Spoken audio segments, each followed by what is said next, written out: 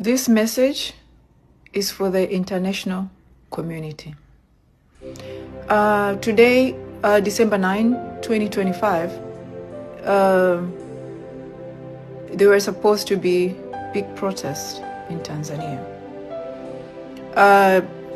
This protest did not exactly happen, and the world and the international community need to understand why.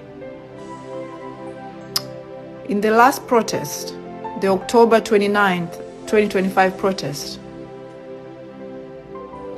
after the people were threatened by the government, they did come out, the police came out and warned people, if you protest, you'll be shot. We are going to beat you.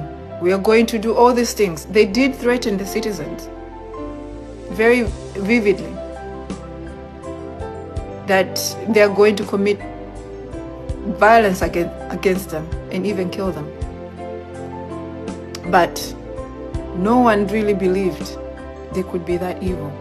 So the people took to the streets to fight for free and fair elections after the ruling party, after Samia Suluhu decided she wants to be the only viable candidate in the election. She jailed the main opposition party leader, gave him a fake treason case. She also banned another candidate from the second largest opposition party from participating.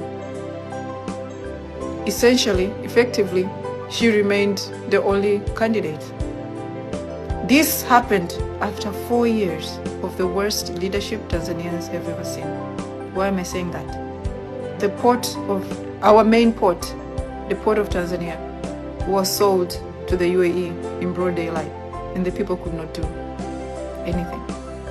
The people of Tanzania in the last couple of years have lost their right to elect their president, to elect their parliament, to elect the ruling party. They have lost, like, their votes do not count anymore. Right now, it's pretty much the government that puts itself in power.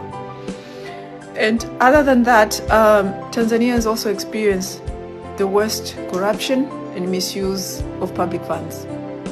The government officials and their families were buying Rolls Royces, which I was able to show the Tanzanians with evidence how they're driving. They're buying Rolls Royce, Bugattis by using public funds.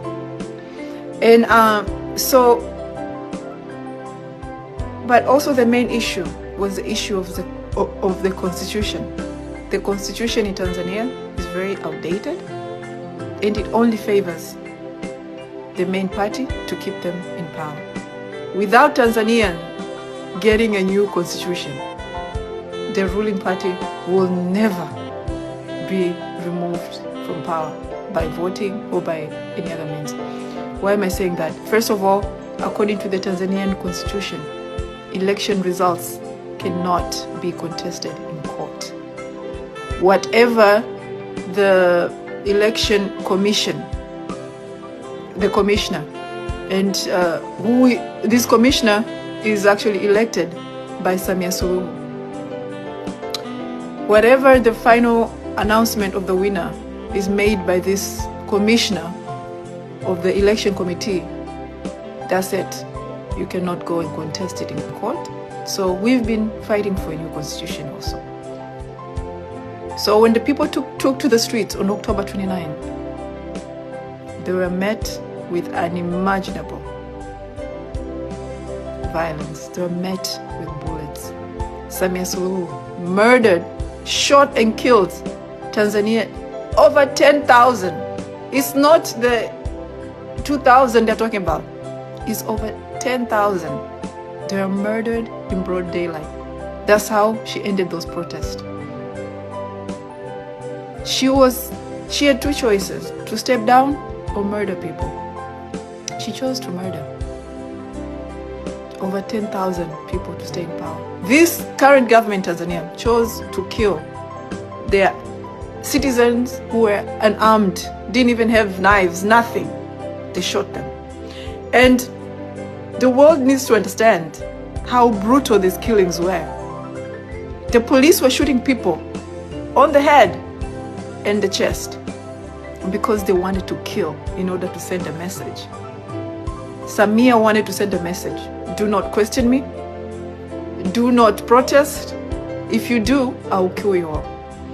And the world needs to understand that the majority of the people that were killed during the October 29th election protest were not even the actual protesters that were on the streets. The police were going house to house, home to home, pulling out the males from the homes and shooting them in the head. The day that Tanzanians are no longer living under in fear, and world journalists and media houses are able to go into Tanzania and speak to the people of Tanzania, they will tell you these horror stories that I'm telling you right now. Samia Suluhu was sending police into people's homes, and they were pulling out the males, the young males, and shooting them in the head just to send a message of fear. This is what happened when Tanzanians tried to fight for their rights. This is what happened to them. And the world is just watching, issuing statements, but that is not enough. That is not enough. The Tanzanians now need help. We need your help. We're gonna keep fighting. But there's only so much fight we can do against people who are coming at us with machine guns, with AK-47s. They're coming at us with all these military standard weapons, and we have nothing. We have nothing. The people of Tanzanians don't own guns, don't own nothing. We have nothing. So we need help. We need help to be able to remove this illegitimate. We need help so that Tanzania can get justice. We need help so Tanzania can get a new constitution. We need help so Tanzania can get everlasting peace. Because without removing this government from power, Tanzania will not experience peace, because this government has murdered over 10,000 of us. So there's no citizen that can go back to normal life. People want justice, and justice means removing Samia Suluhu from power. And we're gonna need help. We're gonna need international help. Just issuing statement is not gonna do it. There has to be a plan. I don't know what is the job of the African Union, of the job of SADC. You know, I just don't know. You have a people who are currently living under fear, who are currently being controlled by guns. They cannot protest. If they do, they get murdered by their government. And the African Union, SADC, nobody's doing anything. Nobody's doing anything. We need your help. We need your help. We're going to fight as much as we can, but we also need the world to help us. And I need the international community to understand this, right? The only way Samia Suluhu can stay in power right now is by bribing people, bribing these powerful. Only thing Samia Suluhu is counting on right now in order to stay in power is support from powerful nations in the world.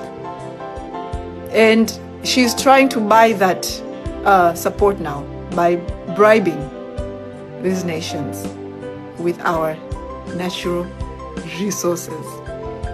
I would like to ask the international community not to agree to be bribed, and to stand on the right side of history, to stand with the nation of Tanzania, with the people of Tanzania, and help them get justice and help them get their freedom back.